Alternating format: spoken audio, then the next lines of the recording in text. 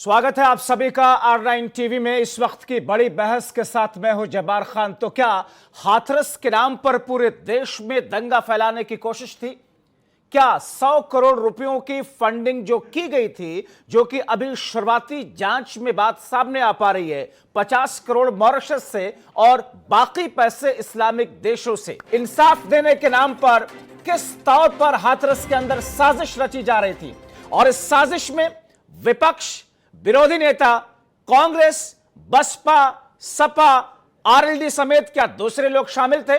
जैसा कि योगी आदित्यनाथ की तरफ से 2 दिन पहले कहा गया कि विपक्ष सांप्रदायिक हिंसा फैलाने की साजिश कर रहा था, जातीय हिंसा फैलाने की साजिश कर रहा था। और अब एनफोर्समेंट डायरेक्टरेट की प्राथमिक रिपोर्ट के आधार पर जो बातें सामने आ रही हैं सूत्रों के हवाले से, वो ये कि 100 करोड़ रुपयों की फंडिंग की गई थी इस्लामिक देशों से, 50 करोड़ रुपए मॉरिशस से।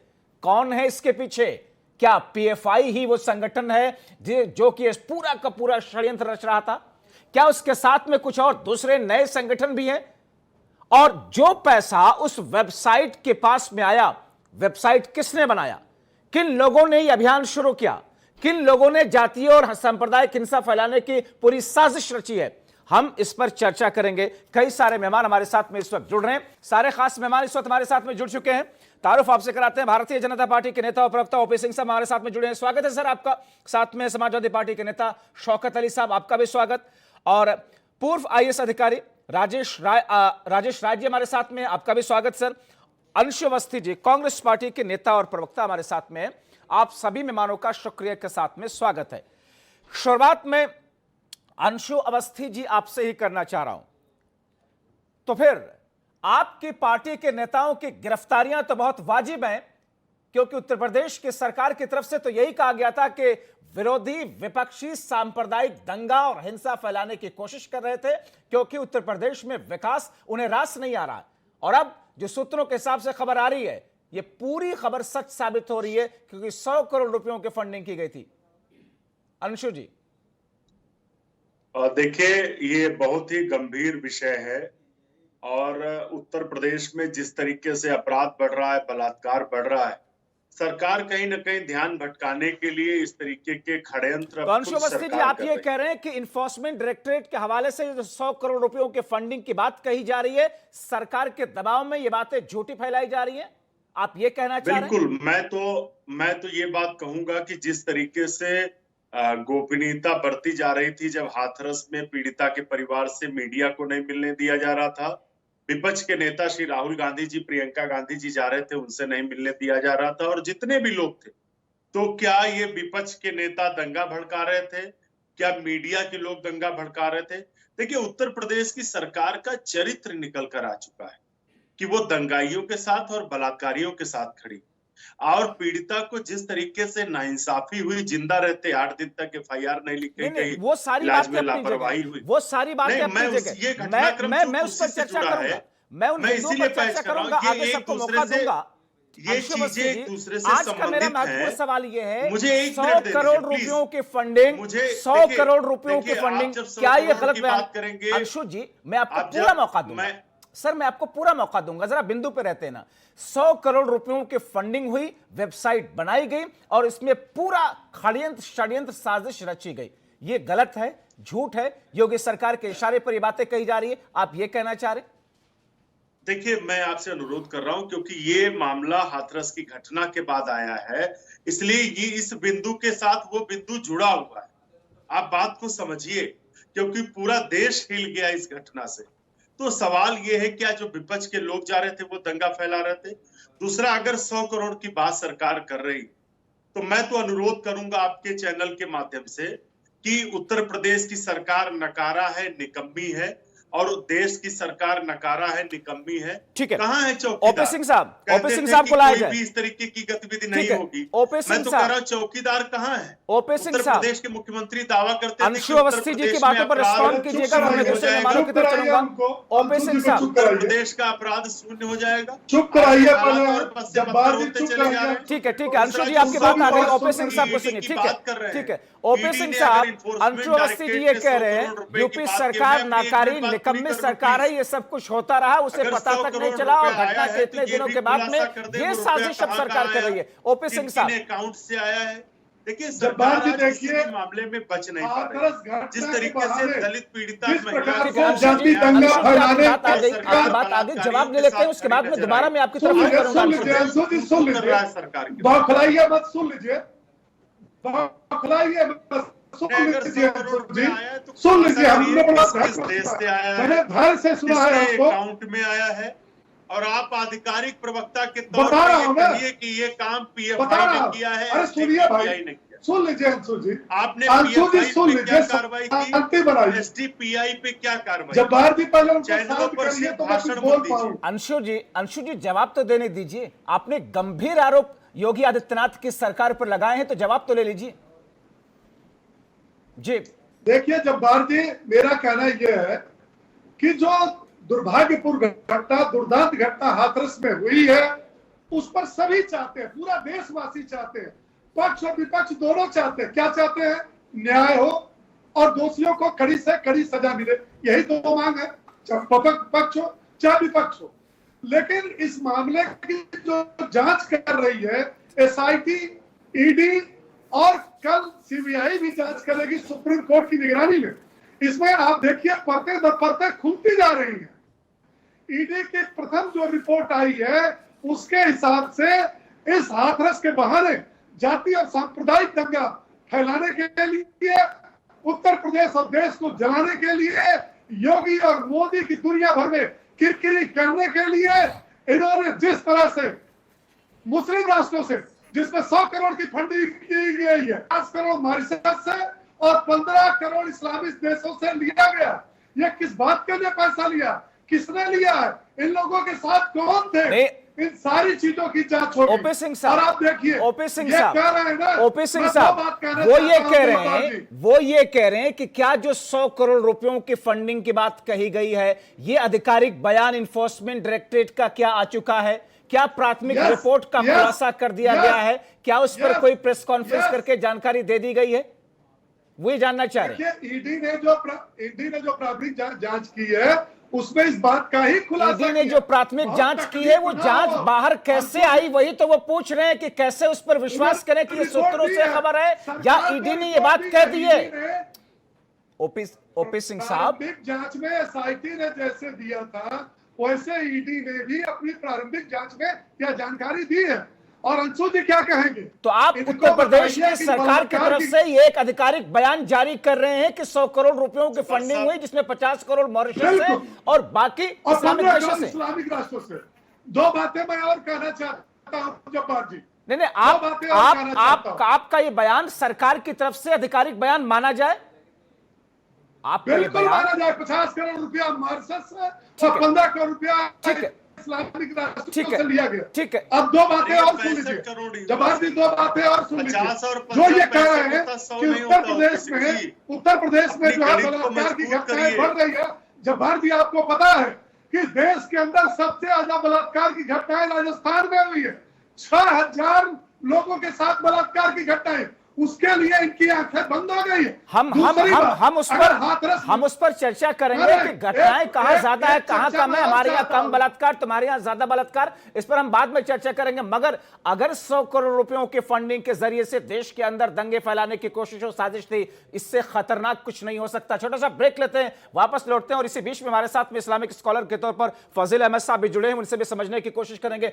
फौरन लौटते हैं क्योंकि हाथरस का मामला एक पीड़िता को इंसाफ अपनी जगह, उसमें तमाम विपक्षी दलों की संवेदना प्रकट करना अपनी जगह, मगर इस संवेदना की आड़ में अगर कोई साजिश थी देश को तोड़ने की, जातीय हिंसा और सांप्रदायिक हिंसा फैलाने की, तो इससे ज्यादा खतरनाक और क्या हो सकता है। छोटा सा ब्रेक लेते हैं, वापस लौटते हैं।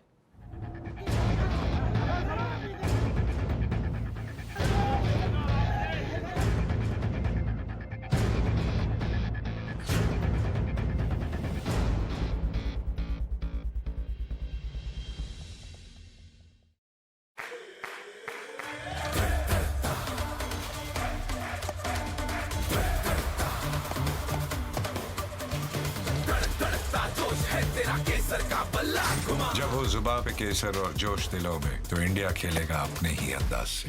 विमल, बोलो जुबान केसरी।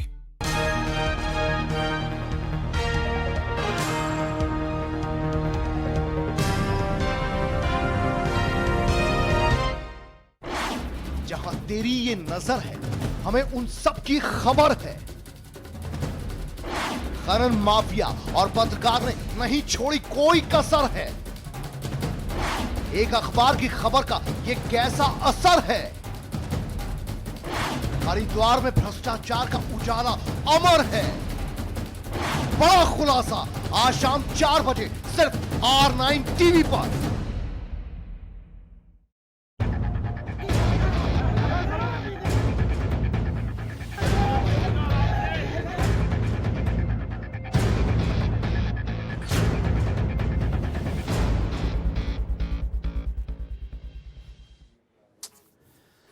तो भारत में जातीय हिंसा, हाथरस से लेकर के अलग अलग जगहों पर सांप्रदायिक हिंसा फैलाने की साजिश, और उसके लिए कहा यह जा रहा एनफोर्समेंट डायरेक्टरेट के पहली जो रिपोर्ट सामने आई है जांच की, उसमें 100 करोड़ रुपयों की फंडिंग। सारे खास मेहमान हमारे साथ में बने हुए हैं और इस बीच में पीड़िता के घर पर सुरक्षा के लिए सीसीटीवी कैमरे भी लगवा दिए गए हैं। इंसाफ की आस बढ़ती हुई नजर आ रही है, हर तरफ से आवाज यही उठ रही है।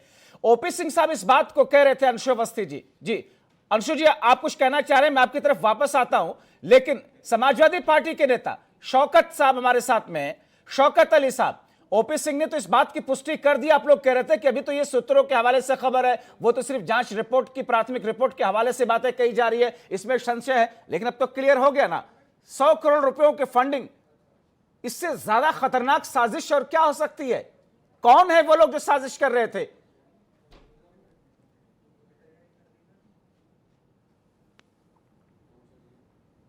देखिए जब्बार साहब, सबसे पहली चीज़ मैं आपको कहना चाहूँगा, इन्होंने एक हलफनामा दिया है कोर्ट में जिसमें इस चीज़ को दोहराया है कि साहब हमारी इंटेलिजेंस ने कहा कि हमारे प्रदेश में सांप्रदायिक दंगा हो सकता है, इसलिए हमने जो है दाह संस्कार रात में कर दिया।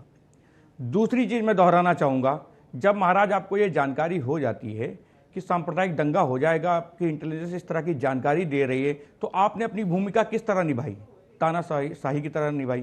यदि आपको ये सब जानकारियां थी, आपकी इंटेलिजेंस आपको जानकारी दे रही थी, तो क्या आपका फर्ज नहीं बनता देश में माहौल ना खराब हो इसको लेके एक बार विपक्ष से बैठक करते कि साहब ऐसी जानकारी हमारी इंटेलिजेंस के माध्यम से आई है, बाहर से कुछ लोग, देश के बाहर के कुछ लोग हमारे देश में माहौल खराब करना चाहते हैं, वो तो कह रहे हैं कि विपक्ष खुद ही, ताकि देश का माहौल ना खराब हो। राजनीतिक ये उस वक्त आपने राजनीतिक रोटी सेक रहा था, वो तो ये कह रहे हैं कि विपक्ष खुद ही वहां पहुंच करके सिर्फ और सिर्फ माइलेज ले रहा था। जब्बार साहब 2 मिनट मुझे सिर्फ 15 सेकंड दीजिए। जब्बार साहब, मैं पूरी चीज एक्सप्लेन किए दे रहा हूं, सिर्फ 15 सेकंड दीजिए। देखिए, इनको एक प्रोपोगंडा बनाना था कि जब आखिरी मूवमेंट आएगा तो हम ये कह देंगे कि विपक्ष उसमें शामिल था। ये प्रोपोगंडा बनाने के लिए आप एक बार देश हित में, प्रदेश हित में ये बैठक करते, कहते साहब देखिए ऐसा है, राजनीति अपनी जगह है और देश की सुरक्षा अपनी जगह है। कुछ लोग बाहर से आकर हमारे देश का माहौल खराब करना चाहते हैं, क्या आप हमारा साथ नहीं देंगे? संपूर्ण विपक्ष आपके साथ खड़ा हो जाता, क्योंकि कोई भी व्यक्ति देश में माहौल खराब होने नहीं देना चाहता है। लेकिन इनको तो प्रोपोगंडा अपनी सरकार बचाने के लिए, अपने आप को बचाने के लिए पूरी एक पिक्चर बनाई, पूरी एक पिक्चर बनाई और उसके बाद ये प्रोपेगेंडा शुरू कर दिया। जब्बार साहब सुनिए, जब्बार साहब इनकी इंटेलिजेंस अभी जांच कर रही है, सुन लीजिए। अरे बिल्कुल बिल्कुल बिल्कुल, ये हलफनामा आपने सुन लीजिए, ये हलफनामा हमने किस आधार पे दिया? कोर्ट ने आपसे मांगा था हलफनामा, पे आनंद फानन में हलफनामा दिया है, ना कि मांगा गया था आपसे। आपने हलफनामा इसलिए दिया क्योंकि आप अपना बचाव कर रहे हैं, ठीक है, ना कि उस पीड़ित परिवार को कोई न्याय देने की बात कर रहे। आप सरकार के बचाव में कोर्ट में जाके एक हलफनामा दे देते हैं, ठीक है, तो अपने बचाव के लिए क्या विपक्ष से बात नहीं कर सकते थे? फजील अहमद साहब, बात करते हैं, इस्लामिक स्कॉलर के हैसियत से आप इस चर्चा में हैं, आपके साथ खड़ा होता। ठीक है शौकत साहब। फजील अहमद साहब, एक बार फिर से इस्लामिक टेररिज्म भारत के अंदर इस हाथरस कांड के हवाले से बातें सामने आ रही है। 50 करोड़ रुपए मॉरिशस से, बाकी पैसे इस्लामिक देशों से। क्या इस्लामिक देश भारत में हिंसा कराने के लिए ये पूरी साजिश कर रहे हैं? देखिए, भारतीय जनता पार्टी की सरकार है, ये सवाल बलात्कार पहले से तय था कि होना है। बलात्कार एक घटना हो गई, घटना के बाद लोग अरेस्ट भी हुए, पुलिस ने अपना काम भी किया। प्रॉब्लम कहाँ शुरू हुई? जब सरकार के लोग बलात्कारी के पक्ष में खड़े होने लगे और बयान देने लगे। ऐसी स्थिति में सबके मन में यह संशय होने लगी कि कहीं ना कहीं जातीय कार्ड खेल करके दलितों के साथ अन्याय होने के लिए, चूंकि वो गरीब हैं, कमजोर हैं, इसलिए उनको दबाया जा रहा है, इसलिए लोग खड़े हुए। इसलिए नहीं खड़े हुए कि जातीय हिंसा, ये सब सरकार की, ये जो 50 करोड़ और 100 करोड़ की बात ये कह रहे हैं ना, ये ऐसे ही है जैसे 2014 से पहले ये कहते थे कि इतना काला धन विदेश में है कि हर खाते में 15-15 लाख चला जाएगा। ये झूठ बोलने का इन लोगों का बहुत बड़ा योगदान, ऐसे जैसा लगता है कहीं से ट्रेनिंग करके आए हैं। अरे किसके खाते में 100 करोड़ आया उसको भी तो दिखाइए, किसके पास 100 करोड़ बरामद हुआ उसको भी तो दिखाइए। अभी जांच शुरू नहीं होती है, जांच के रिजल्ट ये लोग पहले ही बता देते हैं। ये ऐसे ही प्रोपेगेंडा है जो गणेश जी को दूध पिला दिए पूरे देश में, बिना किसी चीज के गणेश जी को दूध पिला दिए। 2014 से पहले कहते थे इतना काला धन देश का है कि भारत में आएगा तो हम लोग 14-14 लाख रुपए सबके अकाउंट डाल देंगे। कहां गया काला धन? ये झूठ बोलना। अरे कौन दंगा कर रहा है? वहां लड़ाई कानून वर्सेस जनता से है। सरकार ने अगर सुन लीजिए, ओपी सिंह साहब ये कह रहे हैं कि जो ईडी की प्राथमिक रिपोर्ट है उसके हवाले ईडी से के मालिक है क्या? ये ईडी के मालिक हैं क्या है? ये ईडी इनको रिपोर्ट कर रहा है क्या? ईडी ने एफआईआर दर्ज किया होगा, उसकी प्रोसेस होती है, वो जांच कंप्लीट करके पब्लिक डोमेन पे देती है। नहीं क्या है ये? ईडी के मालिक है ये। आप सरकार में है तो ईडी आपके इशारे पर काम करेगी।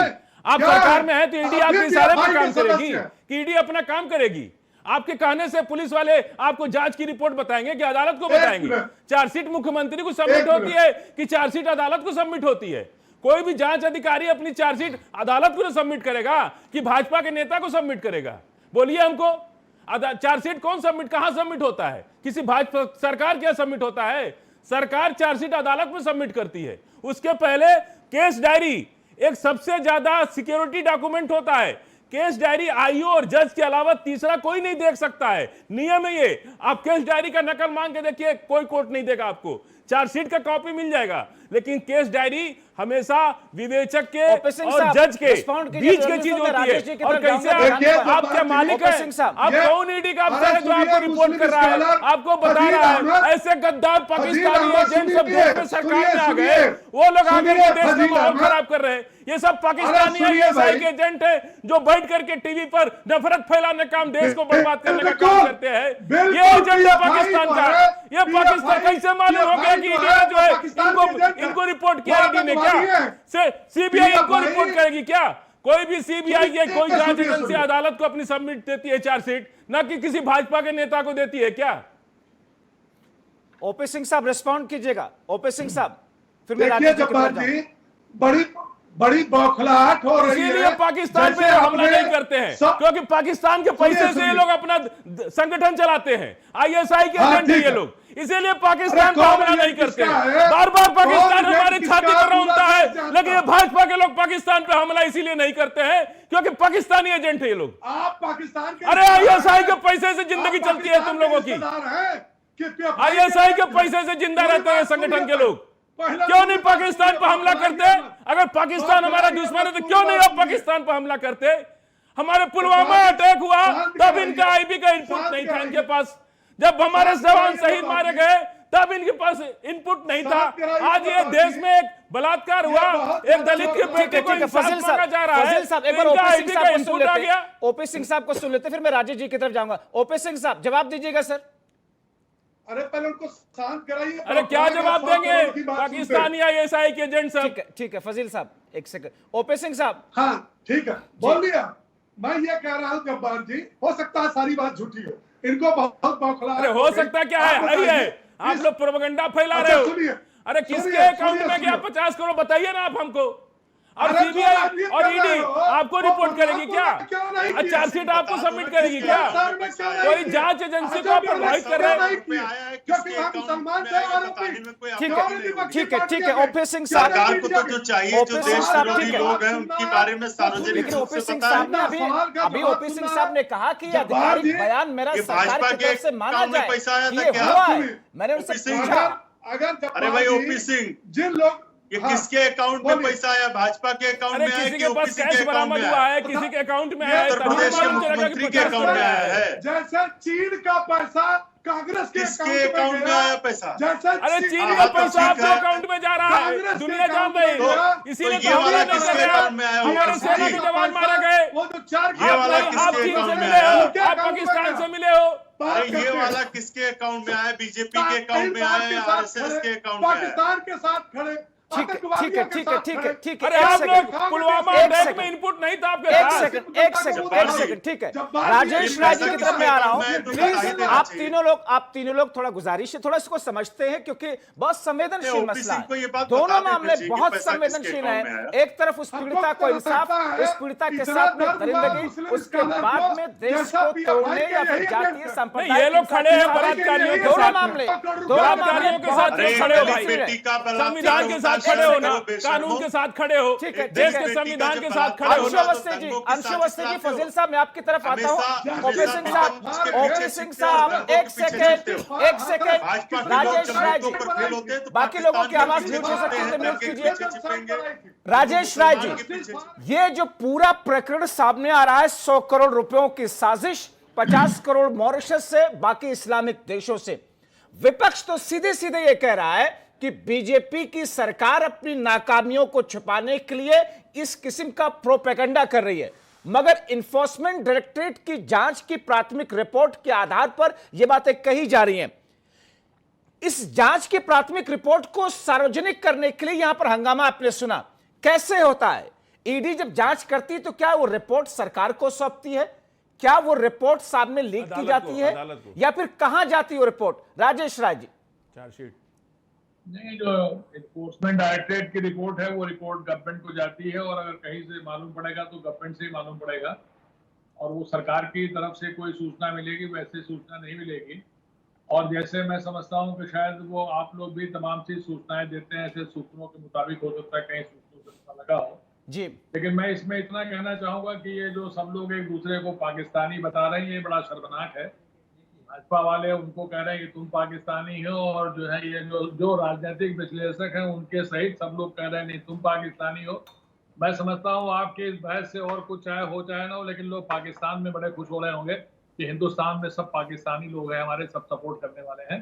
जहां तक इसकी बात है, इसके बारे में मैं केवल ये कहना चाहूंगा जब्बार साहब जी कि अगर कोई ऐसी बात है और सरकार की जानकारी में ये बात आई है, जैसा पहले भी पिछली बार भी कहा गया था कि सीएए में पीएफआई और एसडीपीआई का जो है वो हाथ है और उसमें भी पिछली बार यहाँ से उत्तर प्रदेश से इन संगठनों को बैन करने के लिए केंद्र को लिखा गया था। पता नहीं बैन हुए या नहीं हुए, ये बात मैं जरूर कहना चाहूंगा। अभी नहीं कोर्ट ने उसको क्लीन चिट दिया है, पीएफआई को सुप्रीम कोर्ट ने क्लीन चिट दिया है, सुप्रीम कोर्ट ने पीएफआई को क्लीन चिट दिया है अपनी बात कि कोई भी पीएफआई कोई गैर कानूनी संगठन नहीं है। संगठन बनाना कोई बुराई नहीं है, संगठन बना करके काम करना। महाराष्ट्र सरकार ने हिंदू चिताओं को जलाने का काम पीएफआई ने किया है। कोरोना में, ठीक है, एक बार उनकी बात कोविड में महाराष्ट्र सरकार ने जिम्मेदारी दी थी पीएफआई को कि आप अंतिम संस्कार, हिंदू समाज का अंतिम संस्कार कीजिएगा। आप पीएफआई पर आप जैसे आरएसएस है वैसे पीएफआई है, दोनों के काम में कोई फर्क नहीं है। वो भी सामाजिक सेवा संगठन करता है, ये भी सामाजिक सेवा संगठन है। की बातें करते हैं। नहीं, आपकी भावना ऐसे लग रही है जैसे पीएफआई को, अरे उत्तर प्रदेश सरकार बैन करे, कोई कानून पर बैन करेगी कि किसी के नाम से बैन कर देगी? ये धर्म की बात करते हैं, ये धर्म के स्कॉलर हैं। इतना धैर्य नहीं कि मैं धैर्य की बात कर रहा हूं, मैं पीएफआई के बारे में आपको करेक्ट कर रहा हूं। आपको शायद जानकारी नहीं है पीएफआई की। जब इतना धैर्य नहीं है, सुप्रीम कोर्ट ने एनआईए से जांच कराई और सुप्रीम कोर्ट ने पीएफआई को क्लीन चिट दिया और महाराष्ट्र सरकार ने अंत्येष्टि करने की जिम्मेदारी पीएफआई को दी थी। लाखों लाख मरीजों के जो कोविड से मारे गए हिंदू समाज के लोग, उनका पीएफआई ने अंतिम संस्कार किया है। कोई आरएसएस, कोई संगठन सामने नहीं आया, कोई छूना नहीं चाह रहा था। कोविड से मरे मरीजों की चिता को जलाया है जब्बार जी, ये कौन सा डिबेट चल रहा है? सामने बोले, सबकी आवाज बंद किए रहे। अगर इन्हीं को बोलना है, ठीक है राजेश जी, मैं ब्रेक लेता हूं। ब्रेक के बाद आपसे ही चर्चा को आगे ले जाऊंगा। राजेश जी, मैं ब्रेक के बाद इस चर्चा को आगे आपके ही बातों से ले जाऊंगा। आपको मैं पूरा वक्त दूंगा। जाहिर तौर पर सबके अपने अपने तर्क हैं, सबके अपने अपने पक्ष हैं, मगर सवाल यह है कि इन तमाम चीजों के बीच में उस पीड़िता के लिए इंसाफ कहां कर खड़ा हुआ है, देश हमारा कहां पर खड़ा हुआ है? क्या वाकई देश को तोड़ने के लिए जातिवादी या फिर सांप्रदायिक हिंसा के तहत कोई साजिश रची गई? तो इससे खतरनाक कुछ नहीं हो सकता। छोटा सा ब्रेक लेते हैं, वापस लौटते हैं।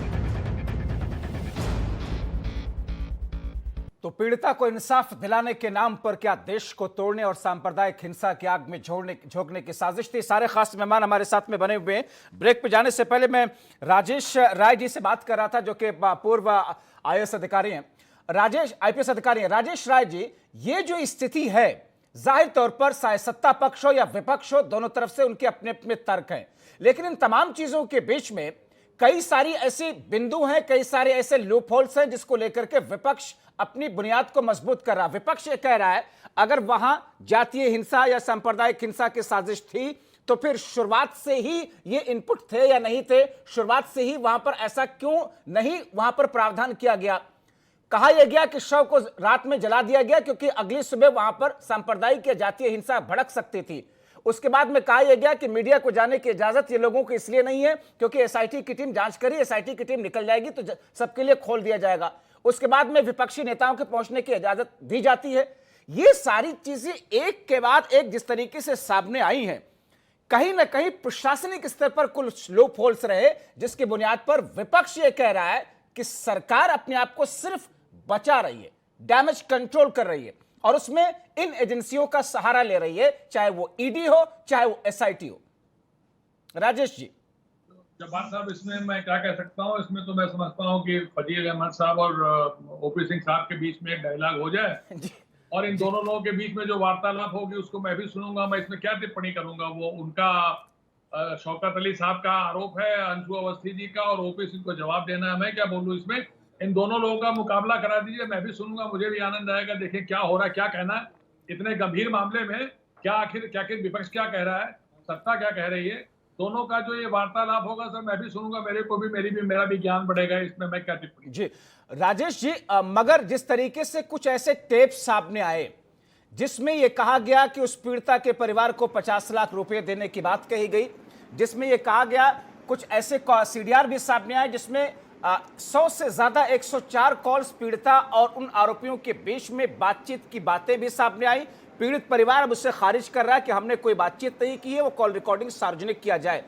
क्या ये पूरा मामला कुछ ज्यादा पेचीदा होता हुआ नजर आ रहा है? नहीं, पेचीदा होता हुआ तो नजर आ रहा है। अब जैसे ये बात आपने बताई कि ये बात कहा गया, इस तरह का टेप आया कि 25 लाख अगर सरकार दे रही है तो तुम चिंता मत करो, 50 लाख मिलेगा तुमको। ये जो टेप आया कांग्रेस के बारे में, इसमें मैं समझता हूँ शायद ज्यादा बेहतर प्रकाश डाल पाएंगे अंशु अवस्थी साहब जी। और जहां तक और बयानों में आ रहा है, कॉल डिटेल की बात आ रही है कि जो वो पीड़िता के घर के लोग और पीड़ित का जिसने जो है वो अपराधी आरोपित है, उनके बीच में इतनी लंबी चौड़ी बात हुई है। ये जांच का विषय है। मैं समझता हूँ एसआईटी भी इसमें जांच कर रही है और इस प्रकरण में जो है सीबीआई को भी जांच दी गई है। तो अगर इसमें कोई झोल होगी या कोई और नई बात आएगी तो उसके बारे में मैं समझता हूं शायद ना हमें जानकारी है ना आपको जानकारी है। अगर ये जांच कायदे से होगी तो ये जांच में ये सारी बातें सब कुछ सामने आ जाएगा। लेकिन ये जो 50 लाख रुपए वाली बात आपने बताई, इसके संबंध में मैं समझता हूं अंशु अवस्थी साहब ज्यादा अच्छा प्रकाश डालेंगे कि कौन 50 दे रहा था, कहाँ दे रहा था, किसको, और वो जो टेप है वो कितना सही है और कितनी सही बात उसमें है, कौन उसमें बोल रहा था, कौन 50 लाख की बात कर रहा था, किसको देना चाह रहा था। अंशु अवस्थी ज्यादा प्रकाश डालेंगे। जी देखिए, मैं आपसे पहले भी कह रहा था और अभी भी कह रहा हूँ कि हाथरस की जो घटना थी वो भयावह थी, पूरा देश उससे हिल गया है।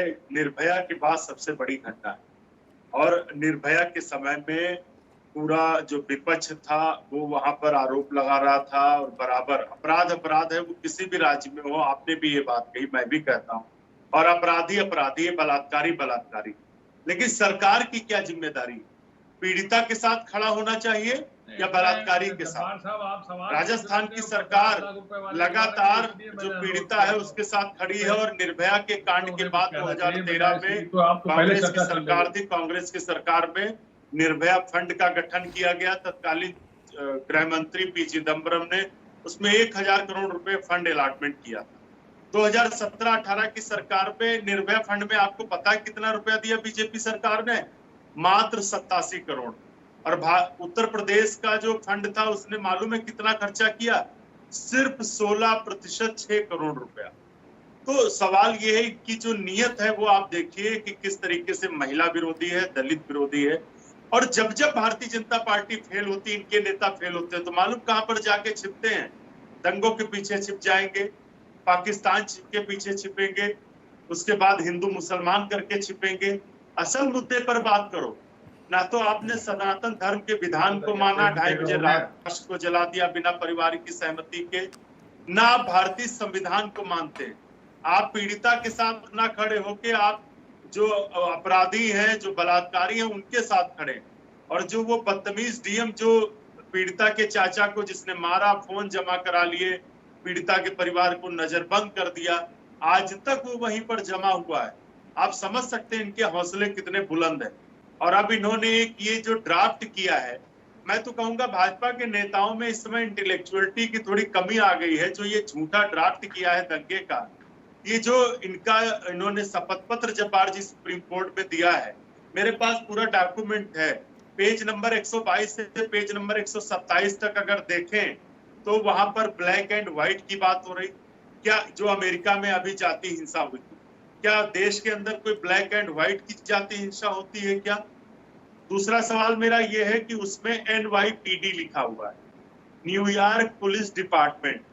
तो न्यूयॉर्क पुलिस डिपार्टमेंट भारत सरकार के एफिडेविट में क्या कर रहा था जो उन्होंने सुप्रीम कोर्ट में उत्तर प्रदेश की सरकार ने दिया?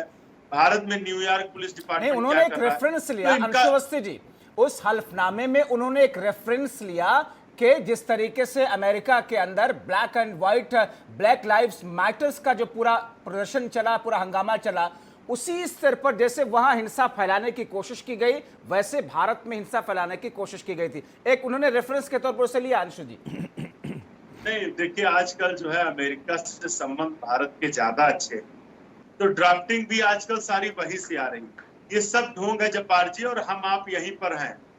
1 महीने रुक जाइए, क्योंकि delay is the best policy of destroy पे बीजेपी लगी हुई है। वो चाहती है हाथरस की जो पीड़िता है उसे इंसाफ ना मिले, जिंदा रहते नहीं मिला, मरने के बाद भी नहीं मिला, आज परिवार इंसाफ मांग रहा है। ओपी सिंह साहब, तो आज मेरी बात पूरी हो जाए प्लीज, 10 सेकंड। आज ये चाहते हैं किसी तरह से मामला रफा दफा हो जाए, टल जाए। आप देखिएगा ये जो शपथ पत्र है, जो ये जाति हिंसा, जो ये दंगा, ये सब भारतीय जनता पार्टी की जो है वो अम्ब्रेला है कि जब इनके ऊपर संकट आता है तो ये उसे तान देते हैं और लोग उसी में उलझ जाते हैं। लेकिन इस बार उलझने वाले नहीं, क्योंकि बीजेपी सरकार जो बलात्कारियों के साथ खड़ी, इन्होंने ओपी सिंह साहब देखिए जब्बार जी, मैं आपसे निवेदन करूंगा कि जैसे मैंने धैर्यपूर्वक इनकी बातें सुनी है, वैसे ही मेरी भी बात सुनी जी, वैसे वैसे ही सुना जाए जब्बार जी। देखिए पहली बात यह है कि ठीक है, विपक्ष का काम आरोप लगाना, मैं उससे इतराज नहीं करता हूँ, लेकिन जो बातें छन करके जांच से सामने आ रही है, शायद अंशु मलिक जी ये सत्य सुनने को सुन लीजिए, जो जांच सामने आ रही है उससे आप इनकार नहीं कर सकते। हर बात को आप झूठा साबित नहीं कर सकते। जब इस घटना के बाद जस्टिस फॉर हाथरस की रातों रात वेबसाइट बनी, वो वेबसाइट कौन बनाया? फर्जी आईडी से हजारों लोगों को जोड़ा गया, किसने जोड़ा? झूठी तस्वीरें, झूठी अफवाहें, झूठे नारे उसमें किसने जोड़ा? पीएफआई को पैसा जो कलेक्ट किया 100 करोड़, आप कह रहे कहां गया? जो 4 मथुरा से पकड़े गए पीएफआई के सदस्य, उनके अकाउंट में भी ये गया है। जिस प्रकार से शाहीन बाग का और दिल्ली के दंगों में पीएफआई और कांग्रेस का हाथ था, उसी तरह से इस हाथरस की घटना में भी पीएफआई और कांग्रेस। अरे गोधरा गुजरात कहां साबित हुआ आपका हाथ था? आपका भी तो हाथ था गोधरा गुजरात में, कहां साबित हुआ? कांग्रेस की 10 साल सरकार रही, वो भी नहीं साबित कर पाई। अरे चोरे चोर मौसियावत भाई, अरे आप लोग एक हैं, ये कांग्रेस और बीजेपी दोनों कच्ची चचेरी मौसेरी बहन है। आप झूठ बोलते हो। आप कहां साबित हुआ कि गुजरात में बीजेपी ने दंगा कराया? कांग्रेस ने साबित किया क्या? और आप क्या साबित कर रहे हैं? कांग्रेस आएगी तो वो साबित करेगी क्या? अरे आप केवल बलात्कारियों का साथ छोड़ दीजिए, हमारा निवेदन है आपसे। आप केवल बलात्कारियों के साथ मत खड़े होइए, कानून को सजा देने दीजिए। आप हमारा बस आपसे इतना निवेदन है, आप बलात्कारी कहानी मत तो बनाइए, आजमगढ़ ये झूठ का आडंबर मत फैलाइए। एक कहानी बनाने से नहीं बचेगा, अब देश जाग चुका है। अब दलित ओबीसी को आप चप्पल नहीं पहनने देते थे, अब वो गया जमाना, अब मनुवाद नहीं चलेगा, ये जाग चुका है समाज। अब आप लोग का मनुवाद नहीं चलेगा। अब जितना झूठ बोलना है बोल लीजिए, अब आपका झूठी कहानी नहीं चलेगी। दुनिया जानती है आपसे मेरा जितना निवेदन है, आप लोग ओपी सिंह साहब की बात एक बार पूरी हो जाए, ठीक है? एक सेकंड, ओपी सिंह साहब अपनी बात नहीं आ रहे ना, ठीक है? एक सेकंड, एक बात जनता आपसे सरकार आप सारे लोग सवाल चाहते हैं, आप सारे लोग बात सही बात नहीं बता रहे हो, एक तरीके से एक लाइन भागना भागना चाहते, वो उनको अपनी बात तो रखने दीजिए ना, उनको ज्यादा वक्त मुझे देना पड़ेगा, ठीक है? नहीं तो वो गलत बोलेंगे तो उसका जवाब देना पड़ेगा ना, ठीक है। गुमराह कर रहे हैं ना पब्लिक को। मैं इजाजत देना ठीक है, चाहूंगा, ठीक है, मुझे मैं आ कहीं जाना है। ओपी सिंह साहब, मैं समझता हूं। ओपी सिंह साहब की बात आप पूरी कर लीजिएगा, मैं राजेश जी की तरफ आता हूं, फिर शौकत साहब आपकी तरफ आता हूं। अगर आपके डिबेट इसी तरह से ओपी सिंह साहब अपनी बात आप रखिए सर, अपनी बात आप रखिए, अपनी बात रखिए। मैंने कहा कि मैंने पूरी बात आप सुन लीजिए, आपको जो आप मुद्दे को भटका रहे हैं। एक सेकंड, आप सही बात करिए ना, देश के नागरिक हैं आप, देश हम देश के लोग हैं, हम इंसान हैं, भारत के नागरिक हैं, अधिकार है हमको आपसे सवाल पूछने का, आपको जवाब देना पड़ेगा। आप बलात्कारियों के साथ मत खड़े होइए, मेरा बस इतना निवेदन है। आप उस पीड़ित बालिका के साथ खड़े होइए, आखिर वो मरी कैसे? अगर उसको वो मारा नहीं तो मरी कैसे? सवाल इस बात का है वो कैसे मर गई? अगर आपने मारा नहीं उसको तो मरी कैसे? सवाल इस बात का है। मैं एक ब्रेक लेता हूं, ब्रेक के बाद में ओपी सिंह साहब आपसे ही इस चर्चा को आगे ले जाऊंगा, और जाहिर तौर पर तीन पॉलिटिकल पार्टीज, चाहे वो सपा हो, कांग्रेस हो या फजील अहमद साहब हो, लगभग एक ही लाइन इनकी है, इसलिए इनके मुकाबले मुझे ओपी सिंह साहब को थोड़ा वक्त ज्यादा देना पड़ेगा, अकेले ही डिफेंड कर रहे हैं। छोटा सा ब्रेक लेता हूं, ब्रेक के बाद लौट करके मैं आऊंगा तो इस चर्चा को आगे ले जाऊंगा कि इस पूरे प्रकरण में क्या कोई साजिश वाकई थी, और अगर यह साजिश थी तो फिर इन साजिशों को सही वक्त पर रोकने के लिए क्या कदम उठाए गए, या फिर आगे ऐसे क्या प्रावधान हो रहे हैं जिसकी बुनियाद पर फिर कोई साजिश ना हो सके। छोटा सा ब्रेक।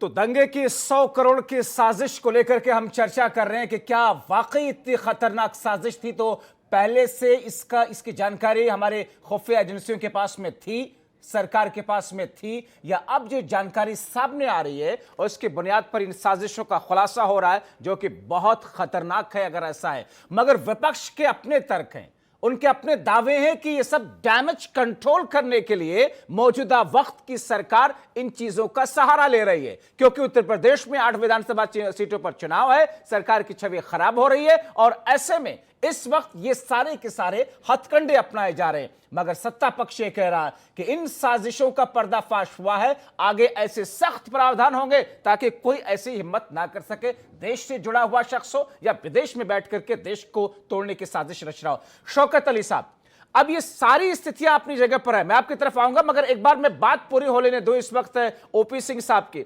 ओपी सिंह साहब, ब्रेक पर जाने से पहले आप ये कह रहे थे कि मुझे और भी कुछ पॉइंट्स रखने हैं। अब ऐसी स्थिति में आगे क्या देखते हैं, क्योंकि साजिश अभी 100 करोड़ रुपयों का, अभी यह आना क्या बाकी है कि कौन कौन लोग इसमें शामिल थे, क्या पीएफआई इसमें शामिल था, पीएफआई के साथ कौन से दूसरे संगठन थे, पैसे किन किन लोगों के पास में गए, किन किन संगठनों के साथ में इनकी मिलीभगत थी, कौन कौन वो लोग हैं विपक्षी पार्टियों के, ये सब पर्दा तो अभी हटना बाकी है। ओपी सिंह साहब। बिल्कुल जब्बार जी देखिए, हाथरस घटना में पूरा देश चाहता है कि जो बिटिया के साथ घटना घटी है उसमें उसको न्याय मिले और दोषियों को फांसी मिले, लेकिन उसके इर्द गिर्द की जो साजिश है, उसके इर्द गिर्द जो लोगों ने रचना रची है कि किस प्रकार से जाति और सांप्रदायिक घटना घटे, उत्तर प्रदेश को उसकी आग में झोंका जाए, अब इसका भी पर्दाफाश होने जा रहा है। एसआईटी, ईडी, सीबीआई जो जांच कर रही है, इन सारे बिंदुओं पर जांच कर रही है। देखिए, ऐसा है कि कांग्रेस की तो पोल खुल चुकी है, अंशुम अली जी शायद गायब हो गए। उसको जब कांग्रेस के लोग गए थे तो उनको सिखाया जा रहा था पीछे से कि तुम घबराओ मत, तुमको 50 लाख रुपया मिलेगा, 1 करोड़ रुपया मिलेगा। कल एक महत्वपूर्ण चैनल ने, शायद आपने देखा कि नहीं देखा, मैंने देखा कि एक महत्वपूर्ण चैनल ने इस बात को दिखाया कि राहुल गांधी के खास नेता ने यह कहते हुए उनकी वीडियो ली गई है और दिखाई गई है कि कल हाथरस में दंगा होगा, उसकी पूरी तैयारी कर ली सर गई। दो बातें हैं, एक तो ये कि जब देखिए, सारी जांच एजेंसियां अपनी जांच कर रही हैं तो उस जांच के दायरे में वो सारी चीजें, वो सारे बयान, वो सारे टेप्स, वो सारे हथकंडे सब कुछ उसमें आएंगे। उसके बाद क्या चीजें सत्य साबित होती हैं हम उस पर चर्चा करेंगे। मगर जो बातें सामने आई हैं इस पूरे प्रकरण में, विपक्ष ये कह रहा है आपकी सरकार डैमेज कंट्रोल कर रही है, आपकी सरकार की छवि खराब हुई इसलिए इन चीजों का इस्तेमाल कर रही है। इसका मतलब हुआ कि जो ये पोल खुली है कि पीएफआई को विदेशों से फंडिंग किया गया है, यह जो है विपक्ष को पच नहीं रहा। यह सत्य बात विपक्ष स्वीकार करने को ठीक है, तब तक तैयार ठीक है नहीं शौकत अली साहब, जब तक दूध का ठीक है, दूध, पानी का ठीक है, पानी ठीक है, सामने नहीं आ ठीक जाए। है शौकत अली साहब, तो क्या यह मान लिया जाए कि आपके हिसाब से या विपक्ष के हिसाब से मौजूदा वक्त की सरकार के अधीन ही सारी जांच एजेंसियां काम कर रही है, तो फिर भरोसा ही नहीं आपको, न ईडी पर, न सीबीआई पर, न एसआईटी पर, क्या यह मान लिया जाए?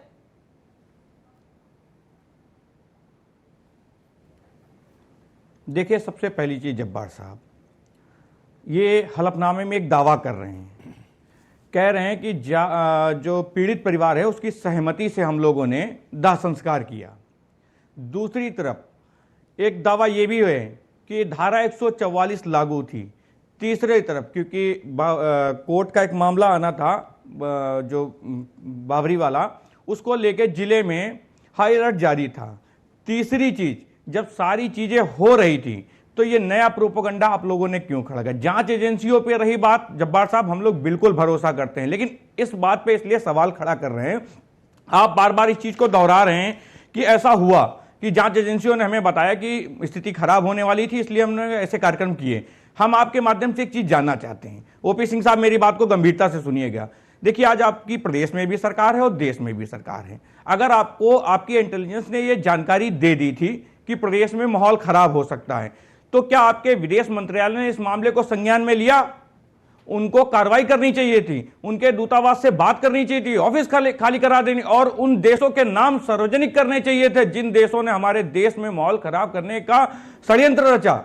आप उन देशों के नाम सार्वजनिक करिए और बताइए किन अकाउंटों पे वो पैसा आया, कौन कौन वो लोग हैं। अभी जो ये आपका नया प्रोपेगेंडा है, आपके पास कोई जानकारी नहीं, आपकी खुद की जांच एजेंसी ये दावा कर रही है हम अभी जांच कर रहे हैं, ये कोई पुष्टि नहीं हुई है कहीं पे भी कि नहीं 50 करोड़ आया है या गया है या किस अकाउंट में आया, कोई पुष्टि अभी नहीं है। सिर्फ एक जांच एजेंसी जांच कर रही है, उन्होंने कह दिया उसी पे इन्होंने। शौकत साहब, ओपी सिंह साहब ये कह रहे हैं कि ईडी ने जो अपनी प्राथमिक रिपोर्ट सौंपी है एसआईटी की तरह, एसआईटी की प्राथमिक रिपोर्ट के आधार पर पुलिस अधिकारियों के खिलाफ में कार्रवाई हुई थी, ईडी की प्राथमिक रिपोर्ट के आधार पर इन बातों का खुलासा हुआ है। उन्होंने कहा कि हाँ, मैं सरकार की तरफ से आधिकारिक तौर पर इस बात की पुष्टि कर रहा हूं। बिल्कुल जब्बार साहब, इसी प्रोग्राम में उन्होंने कहा ओपी सिंह साहब के पास यदि जानकारी इतनी अच्छी है, रिपोर्ट आ गई है, तो इन्हें उन देशों के नाम भी सार्वजनिक कर देने चाहिए जिन देशों से पैसा आया, जो इस्लामिक देश में उनकी बात कर रहा हूं। ठीक है, दूसरी चीज, इस चीज पे भी फोकस करना चाहिए, किन अकाउंट में पैसा आया वो सारे के सारे सरकार तो सार्वजनिक करे और उनसे जितने भी करार हैं तो सब सामने आ जाएगा। आपकी देश की सरकार उन सारे करारों को रद्द करे। क्या करेगी? देखिए, मैं आपके चैनल के माध्यम से एक बहुत गंभीर बात कहना चाह रहा हूं, ये एक बनाया हुआ प्रोपेगेंडा है और आप मेरी बात को गंभीरता से लिख लीजिए कहीं पे, ये कुछ नहीं होने वाला। ये विपक्ष के ऊपर दोषारोपण करने का एक बनाया हुआ प्रोपेगेंडा है, अपनी सरकार को बचाने का षड्यंत्र है और कुछ नहीं है। ठीक है, मैं इसके अलावा और कुछ नहीं। फजील साहब से लो, उसके बाद में ओपी सिंह साहब आपकी तरफ में आता हूं। परिवारों से कोई हमदर्दी नहीं, लेकिन आरोपियों से बहुत हमदर्दी है, आरोपियों से बिल्कुल। मेरी बात सुन लीजिए, मैं बार बार कहना, ओपी सिंह साहब आपको याद होगा उन्नाव में भी एक कांड हुआ था, जेल मिलने चले गए थे आपके सांसद जी, यहां हाथरस में भी यही हाल। मैं जानना चाहता हूं, आप पीड़ित परिवार से कम मिलते हैं, आरोपियों से इतना ज्यादा क्यों मिलते हैं? ठीक है फजील साहब, ये जो स्थिति है दो तरह की, एक तो ये कि देश के अंदर विरोधी ताकतें ऐसा करने की कोशिश कर रही हैं, कुछ ऐसे संगठन जिनका हिंसा फैलाने में रिकॉर्ड रहा है, जैसा कि पीएफआई के ऊपर आरोप लगाए गए सरकार की तरफ से, वो इसमें है शामिल। तीसरा ये कि इस्लामिक देश भी इसमें शामिल है। ये जो तीनों पहलू हैं, ये तीनों पहलू एक साथ आने के बाद में ये तो बहुत बड़े स्तर की खतरनाक साजिश हो जाती है, जैसा कि कह रहे हैं ओपी सिंह साहब। ये तो बहुत डेंजरस चीज है देश के हित के लिए। देखिए, हमारे प्रधानमंत्री मोदी जी का सभी इस्लामिक देशों से बहुत अच्छे रिश्ते हैं। यदि कोई बीसी क्यों आएगा हमारे देश में नफरत फैलाने, जब हमारे देश से उसके अच्छे रिश्ते हैं। ये तो तब होता है ना जब अच्छे रिश्ते नहीं होते हैं। पाकिस्तान से हमारे अच्छे रिश्ते नहीं हैं, लेकिन भाजपा के लोगों से अच्छे रिश्ते हैं उनके। नवाज शरीफ की चीनी हम खा रहे, सुन लीजिए। अरे सर सुनिए ना, नहीं जब नहीं कोई आतंकी संगठन, मैं विदेश की बात नहीं जानता, मैं देश की बात जानता हूं। ये पीड़िता का जब शव घर पहुंचा, मैं लगातार संपर्क में था। रात को 2 बजे मेरी बात हो रही थी। वहां पे बलपूर्वक लाठीचार्ज हुआ है। पहले सीधे शमशान घाट ले गए ये लोग, वहां पे फिर आया कि घर वालों को बुला लो। घर वालों ने आने से मना कर दिया।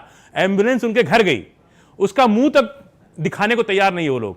मतलब वो परिवार के लोग ये कह रहे थे कि सिर्फ हमको मुंह दिखा दीजिए कि हमारी बेटी है कि कुछ और है ये, तो वो मुंह दिखाने को भी तैयार नहीं हुए। उसके बाद वहाँ 100-150 लोग थे, उन लोगों ने थोड़ा सा जबरदस्ती करने की कोशिश की कि नहीं हमको लाश दीजिए, हम दाह संस्कार करेंगे।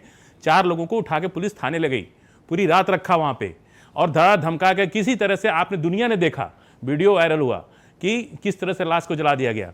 आप दाह संस्कार, पुलिस इतनी बड़ी व्यवस्था है, आप पूरा कर्फ्यू लगा सकते हैं। आप हाथरस में कर्फ्यू लगा करके आप उसका दाह संस्कार उनके परिवार के लोगों से करवा सकते थे। प्रशासनिक अमला तो जिम्मेदार माना ही जा रहा है शुरू से ही। प्रशासनिक तो सरकार, प्रशासन किसके नहीं, प्रशासन किसके कहने पर काम करता है? सरकार के कहने पर।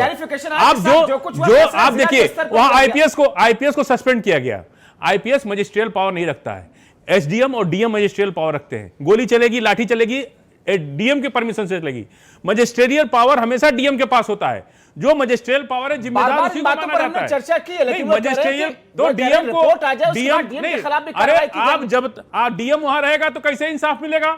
कैसे न्याय होगा उस बेटी के साथ? जब डीएम वहां रहेगा, जांच को प्रभावित करता रहेगा। डीएम के अंडर में अधिकारी काम कर रहे, इतना न्याय थोड़ा ही है देश के अंदर। अन्याय बोल रहा है सर चढ़ करके। आप डीएम को वहां से तत्काल डीएम को हटाना चाहिए अगर आप चाहते हैं कि न्याय। क्या रिश्ता है भाई आपका डीएम से? आप डीएम से कितना प्यार करते हो? आप एजेंट हो क्या? डीएम आपका एजेंट है सर, वसूली का एजेंट हो गया।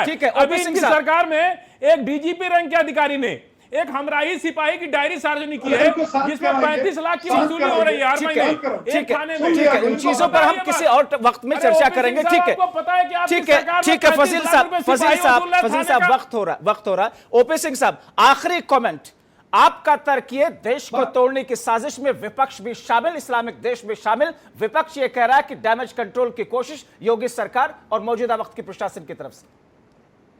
देखिए जब्बार जी, ऐसा है कि अभी 1 साल पहले इस देश में सीए को लेकर के अफवाह फैलाया गया। शाहीन बाग में महीनों जो धरना दिया गया, तो धरना दिल्ली में दंगा गैर कानूनी है क्या? धरना आप धरना नहीं देते थे? सुनो, नहीं, भारत के संविधान में धरना देना नियम है कि नियम के विरुद्ध है? आप चुप रहो। नहीं, धरना देना नियम के विरुद्ध है कि नियम से है? ये बताइए। आप धरना नहीं देते थे क्या? कंट्रोल करिए। नहीं, 14 से पहले आप धरना 4 महीना पार्लियामेंट बंद किए रहे। वो किस कानून से था? आप 4 महीना पार्लियामेंट बंद किए रहे। न्यूक्लियर डील पर आपने सरकार को गिराने का षड्यंत्र किया। तो ठीक नहीं है। ओपी सिंह साहब बोलिए सर। 1 सेकंड फजील साहब। ओपी सिंह साहब, ध्यानपूर्वक सुना है सर, वक्त कम है, जल्दी से सर। उनको कहिए ठीक है। ओपी सिंह साहब सर, एक लाइन में जल्दी से, मुझे कार्यक्रम वाइंड अप करना है। सीए के माध्यम से जो धरना प्रदर्शन हुआ, सैकड़ों लोग मारे गए, हजारों करोड़ का नुकसान हुआ। चलिए, तो आप ये बताइए। बहुत माफी के साथ ओपी सिंह साहब, वक्त बिल्कुल खत्म हो रहा। आप सभी मेहमानों का बहुत शुक्रिया, आप लोगों ने वक्त निकाला। शौकत साहब आपका, फजील अहमद साहब आपका, ओपी सिंह साहब आपका, राजेश राज जी आपका, अंशु जी जुड़े हुए थे उनका। सवाल इसी बात का है कि अगर ये 100 करोड़ के साथ में देश को तोड़ने की साजिश थी तो इससे ज्यादा खतरनाक बात और कुछ नहीं हो सकती है। मगर विपक्ष के अपने भी दावे हैं, अपने भी तर्क हैं, और ऐसे में बहुत सारे लूप होल्स जो कि सरकारी अमला, प्रशासनिक अमला और पुलिसिया अमला की तरफ से इस पूरे हाथरस के प्रकरण में देखने को मिला है। उम्मीद करेंगे सच पूरे तौर पर सामने आएगा। अब एक लिए चर्चा में इतना ही।